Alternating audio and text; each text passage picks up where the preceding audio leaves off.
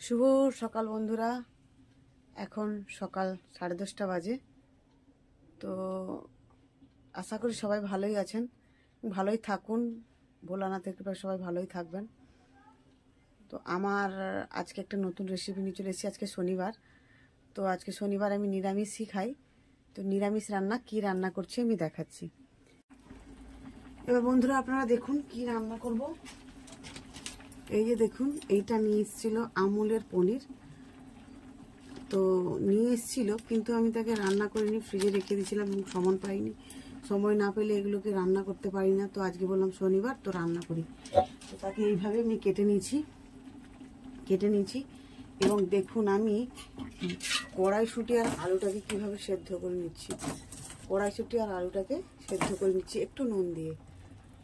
এবার আমি রান্নাটা আপনাদেরকে দেখাতে চলেছি, আপনারা দেখুন।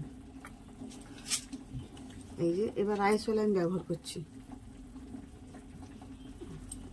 যেহেতু পনিরটা একটু ফ্রাই করব ওই জন্য রাইস অয়েলটা ব্যবহার করছি। পনিরটা ফ্রাই করা হয়ে গেলেই আমি সরিষার তেল ব্যবহার করব। দেখুন পনিরটাকে ভালো করে ফ্রাই করে দেব। আর একটু তাড়াতাড়ি আছে, কারণ একটু মন্দিরে যাব আজকে। আপনাদেরকে আমি দেখাতে চলেছি খুব সুন্দর মায়ের মন্দির, এটা আমি শেয়ার করবো আপনাদের সঙ্গে। তো বর্তমান রান্নাটা করে দেখাচ্ছি। পনিরটা সুন্দর ভাজা হয়ে গেছে।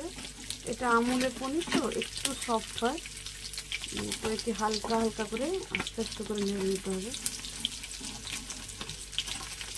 এবার সেদ্ধ করে রাখা আলু আর কড়াইশুঁটিটা হালকা করে ভেজে নিচ্ছি, কারণ আলুটা একটু ভেজে না নিলে সাদা ভাব কাটে না, দেখতেও ভালো লাগে না। কড়াইশুঁটিটাও ভেজে আনবে।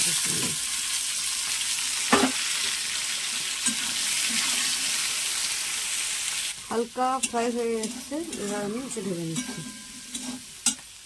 এবার একটা সত্যি কথা বলি, এইগুলো যে করছি অনেকে আবার পাশাপাশি লোক হাসাহাসি করছে, টোন টিটকারি করছে, তো কিন্তু তাতে আমার কিছু যায় আসে না। এবার এই দেখুন আমি কি করছি।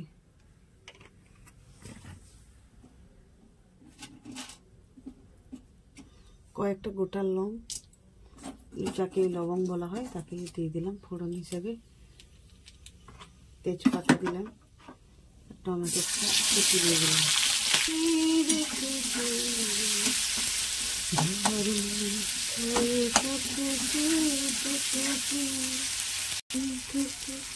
পরিমাণ মতো নুন দিলাম, আদা দিলাম, পরিমাণ মতো লঙ্কা গুঁড়ো দিলাম, হলুদ গুঁড়ো দিলাম। মশলাতে তেল ছেড়ে গেছে, তার মানে মশলাটা হয়ে গেছে। এবার কড়াইশুঁটি আর আলুটা দিয়ে দিলাম। এবার কাজুটা বেটে রেখেছিলাম, কাজু বাটাটা দিয়ে দিলাম।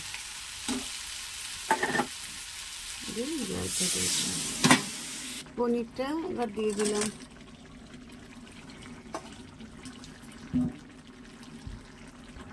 পরিমাণ মতো একটু চিনি দিলাম। দেখুন তরকারিটা হয়ে এসছে প্রায়, ওই জন্য বাটা পোস্ত ছিল দিয়ে দিলাম।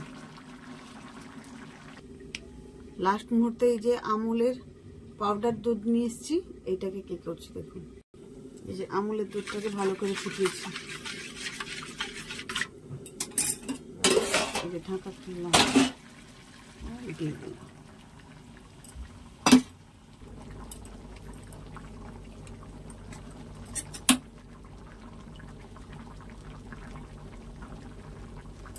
যে ঘি খায় সে দেবেন, আর যে কেউ যদি ঘি না খায় দেওয়ার কোনো দরকার নেই।